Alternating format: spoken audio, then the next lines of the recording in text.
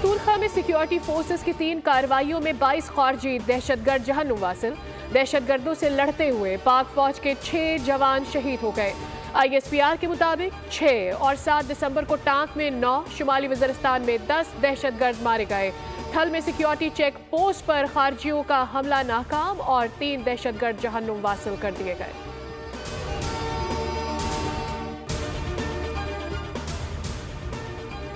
Champions trophy पर बेहतर फैसले होंगे। मामले पर जूं ही पेशरफ्त होगी फौरी आपको आगाह करूंगा।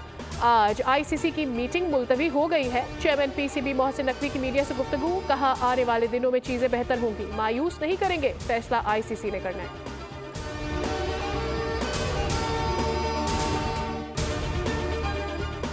और हम रियासत से लड़ना नहीं चाहते, दीनी मदारिस को हुकूमत के असर रसूख से दूर रखना चाहते हैं।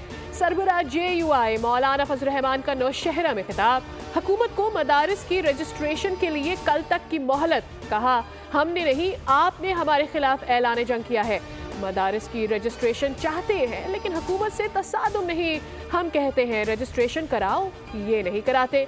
हम कहते हैं हमारे बैंक अकाउंट्स खोलो, ये बंद कर देते हैं। ब्यूरोक्रेसी मदारिस को शिद्दत पसंदी की तरफ धकेलना चाहती है। सब्सक्राइब करें और बेल दबाएं ताकि कोई खबर रह न जाए।